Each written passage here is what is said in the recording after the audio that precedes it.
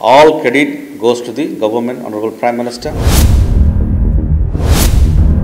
আলাদিনের চেরাগ হাতে পাওয়া দুর্নীতির রাজকুমার পুলিশের সাবেক মহাপরিদর্শক বেনজির আহমেদ বিভিন্ন দেশ ঘুরে এখন আশ্রয় খুঁজছেন অস্ট্রেলিয়ায়। সিঙ্গাপুর, মালয়েশিয়া, দুবাই, পর্তুগাল, কোথাও যেন শান্তি মিলছে না বেনজিরের। তাই পরিবারের সদস্যদের নিয়ে এখনকার মতো অস্ট্রেলিয়াতেই আবাস গেড়েছেন তিনি। রূপকথাকেও হার মানিয়ে দুর্নীতিকে শিল্পের পর্যায়ে নিয়ে গিয়েছিলেন এক সময়ের অত্যন্ত পরাক্রমশালী এই পুলিশ কর্মকর্তা। প্রচার আছে পোশাকি সৎ মানুষের আড়ালে তিনি ঘন্টায় ঘন্টায় ঘুষের রেট বদলাতেন। সবার চোখে ধুলা দিয়ে অবৈধ টাকায় ধন সম্পদের এক মহাসাম্রাজ্য গড়ে তোলেন ভদ্রলোকের মুখোশধারী বেনজির। কিন্তু শেষ পর্যন্ত তার সব অবৈধ সম্পদের তথ্য প্রকাশ্যে এলে দেশের বিভিন্ন স্থানে ছড়িয়ে ছিটিয়ে থাকা শত শত একর জমি সহ তার বিপুল পরিমাণ অবৈধ সম্পদের সাম্রাজ্য এক ঝটকায় ক্রোক করে সরকার। দুর্নীতির খবর চাউর হওয়ার পর গোপনে দেশ ছেড়ে পালিয়ে গিয়ে প্রাণে বাঁচেন বেনজির।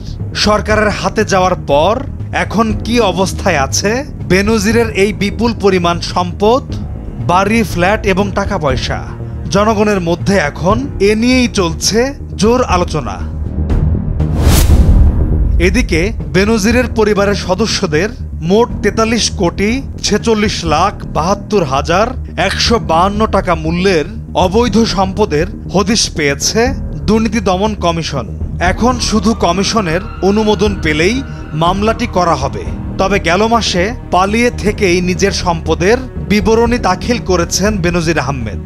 ফলে পলাতক থেকে তার সম্পদ বিবরণী দাখিল করাটা গ্রহণযোগ্য হবে কিনা তা নিয়ে আইনি মতামতে আটকে আছে মামলা দায়েরের কার্যক্রম।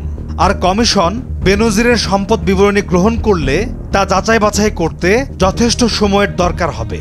দুদক সূত্রে এসব তথ্য নিশ্চিত হওয়া গেছে। গেল এপ্রিলে স্ত্রীর চিকিৎসার নাম করে সিঙ্গাপুরে পাড়ি জমান বেনজির ও তার পরিবার।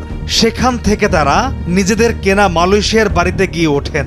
এরপর তারা মালয়েশিয়া থেকে সপরিবারে চলে যান দুবাইয়ে।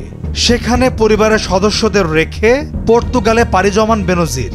সর্বশেষ বিশ্বের বিভিন্ন দেশ ঘুরে তিনি সম্প্রতি অস্ট্রেলিয়ার রাজধানী সিডনিতে অবস্থান করছেন। গেল 8 সেপ্টেম্বর সিডনিতে তিনি একটি ঘরোয়া মিটিং করেছেন।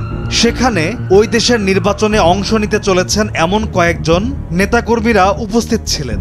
সেই আলোচনার একটি ছবি সম্প্রতি গণমাধ্যমের হাতে এসে পৌঁছায়। এছাড়া ওই দেশে অবস্থানরত বাংলাদেশি জনগণ অস্ট্রেলিয়ার স্বরাষ্ট্র মন্ত্রণালয়ে বেনজিরের পালিয়ে আসার বিষয়টি লিখিতভাবে জানিয়েছেন বলেও জানা গেছে।